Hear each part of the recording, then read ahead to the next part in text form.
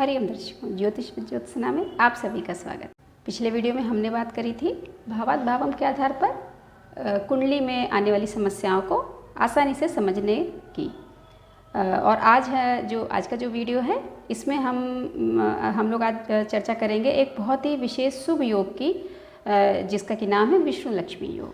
किसी व्यक्ति की कुंडली में विष्णु लक्ष्मी योग का निर्माण होता है तो उस व्यक्ति के जीवन में बहुत शुभता आ जाती है। उसके कार्य क्षेत्र में, उसके परिवार में, उसके रिलेशंस में, उसके मित्र संबंधों में बहुत शुभ परिणाम व्यक्ति को देखने मिलते हैं। तो पहले हम लोग समझते हैं कि विष्णु लक्ष्मी योग में भाव कौन कौन से लिए जाते हैं। देखिए, एग्जाम्पल चार्ट जो हमारा है वो सिंपली मेष लग्न जो कालपुरुष की कुंडली होती है वही हमने लिया है। और आपका जो चार्ट है वो किसी भी लग्न का हो सकता है, या आपके पास जो अवेलेबल हो चार्ट उसमें भी कोई भी लग्न हो सकती है। तो यहाँ पर मेष लग्न के आधार पर हम आपको बताएंगे और आप अपने चार्ट्स में लगाकर देखिएगा कि किस तरह विष्णु लक्ष्मी योग का निर्माण हो रहा है। और कमेंट सेक्शन में बताइएगा भी कि इसके आपको क्या रिजल्ट मिले हैं। तो देखिए, सबसे पहले बात करते हैं विष्णु लक्ष्मी योग। दो नाम से मिलकर बना है, विष्णु भगवान और माता लक्ष्मी। तो सबसे पहले विष्णु भाव की बात करते हैं कि विष्णु भाव कौन कौन से भाव होते हैं। तो जो हमारे केंद्र भाव होते हैं किसी भी कुंडली में 1, 4, 7, 10, प्रथम भाव, चतुर्थ भाव, सप्तम भाव और दशम भाव, तो ये जो भाव होते हैं इनको विष्णु भाव की संज्ञा दी जाती है। अब बात करते हैं लक्ष्मी भाव की। पंचम और नवम मीन्स किसी भी कुंडली में जो पाँचवा भाव होता है और जो नवां भाव होता है, ये जो भाव होते हैं इनको लक्ष्मी भाव की संज्ञा दी जाती है। तो जैसे कि बताया गया विष्णु लक्ष्मी योग का मतलब होता है जुड़ना। तो जब भी कुंडली में विष्णु भावों का और लक्ष्मी भावों का योग होता है, सामंजस्य होता है, इन भावों के जो लॉर्ड होते हैं, जो स्वामी होते हैं, वो आपस में संबंध बनाते हैं, तो फिर वहाँ पर विष्णु लक्ष्मी योग का निर्माण हो जाता है। दृष्टि संबंध से भी ये योग बन जाता है, लेकिन जब ग्रह दोनों आपस में कंजंक्शन में होते हैं, एक ही भाव में युति बनाकर बैठते हैं, तब इस योग का विशेष प्रभाव देखने को मिलता है। तो जैसे कि यहाँ सबसे पहले हम बात करेंगे, आप देखिए प्लैनेट भी लिखे हुए हैं चार्ट में। मेष लग्न की कुंडली है और इसमें जो मेष लग्न प्रथम भाव में है, चतुर्थ भाव में कर्क राशि है जिसके स्वामी बनते हैं चंद्रमा, सप्तम भाव में तुला राशि है, इसके स्वामी बनते हैं शुक्र, और दसम भाव में मकर राशि है जिसके स्वामी बनते हैं शनि।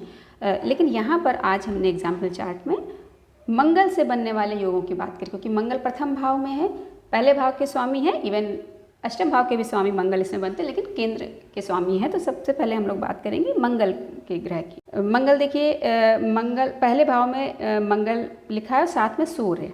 तो अब देखिए, पहला भाव तो आपका विष्णु भाव हो गया, साथ में बैठे हैं सूर्य। तो सूर्य किस भाव को ऑपरेट कर रहे हैं? 5th हाउस को, जो पंचम भाव है उसके लॉर्ड बने हैं सूर्य। तो यदि किसी की जन्म कुंडली मेष लग्न की है और उनकी कुंडली में लग्न में ही मंगल और सूर्य की युति हुई है, ध्यान से समझिएगा, ये प्रथम भाव विष्णु भाव, पंचम भाव लक्ष्मी भाव, और इन दोनों का योग हो गया और मंगल और सूर्य प्रथम भाव में बैठ गए, तो यहाँ पर बहुत ही अच्छे लक्ष्मी योग का निर्माण हो जाएगा। अब यहाँ थोड़ा सा ध्यान रखने वाली बात यह है, चूँकि सूर्य है साथ में, तो सूर्य से निकट आने वाले जो ग्रह होते हैं वो अस्त हो जाते हैं कई बार। तो डिग्री का ध्यान रखिएगा, अगर मंगल अस्त हो गए यहाँ पर तो प्रभाव कम हो जाएगा निश्चित रूप से। ऐसा आप लोग जानते हैं, अस्त ग्रह होता है, लेकिन सूर्य की उसमें टेंडेंसी आ जाती है, सूर्य का प्रभाव आ जाता है। लेकिन अगर ये मंगल अस्त नहीं होंगे, डिग्री वाइज मंगल और सूर्य की दूरी होगी, लेकिन बैठे वो प्रथम भाव में ही होंगे, तो यहाँ पर बहुत ही अच्छा विष्णु लक्ष्मी योग बन जाएगा। अब आइए आते हैं पंचम भाव की बात करते हैं। ये योग केंद्र में कहीं भी बन सकता है, चारों भावों में, लेकिन चूंकि हमने प्लैनेट मंगल लिया है तो अभी हम केवल मंगल की ही बात करेंगे। अब हम लोग आते हैं पंचम भाव में। यहाँ पर देखिए मंगल और सूर्य बैठे हुए हैं। पहले हम लोगों ने लग्न की बात करी थी, वहाँ पर लग्नेश और पंचमेश साथ में बैठे थे, यहाँ पर भी लग्नेश और पंचमेश साथ में बैठे हुए, लेकिन हाउस चेंज हो गया, पंचम भाव आ गया। मंगल विष्णु स्थान के स्वामी हैं, सूर्य लक्ष्मी स्थान के स्वामी हैं। तो इस आधार पर आपका बहुत ही सुंदर विष्णु लक्ष्मी राजयोग बन जाएगा पंचम भाव में। इसके बाद आते हैं नवम भाव में। नवम भाव में देखिए बृहस्पति की राशि आई और यहाँ पर लग्नेश मंगल के साथ बृहस्पति विराजमान है। लग्नेश आपका विष्णु भाव के स्वामी हो गए और जो लग्नेश मंगल, और बृहस्पति जो कि नवम भाव के स्वामी, और ये लक्ष्मी स्थान है। तो मंगल और बृहस्पति का नवम भाव में योग मेष लग्न की कुंडली में बहुत ही सुंदर राजयोग देता है और इसको हम बोलते हैं विष्णु लक्ष्मी योग। अब इसके बाद आते हैं हम लोग दसम भाव में। यहाँ पर देखिए फिर मंगल की चूँकि हम लोग बात कर रहे थे, लग्नेश है मंगल प्लस नवम भाव लक्ष्मी भाव, यहाँ के स्वामी बनते हैं बृहस्पति। तो देखिए मंगल और बृहस्पति इन दोनों ही ग्रहों का दसम भाव में योग बना हुआ है और ये जैसे कि नवम भाव में ये योग बना था उसी तरीके से ये योग दसम भाव में बना है और निश्चित रूप से बहुत अच्छा विष्णु लक्ष्मी योग बनेगा, क्योंकि प्रथम भाव विष्णु स्थान होता है, नवम भाव लक्ष्मी स्थान होता है और दोनों ही प्लैनेट साथ में बैठकर सुंदर विष्णु लक्ष्मी योग का निर्माण कर रहे हैं।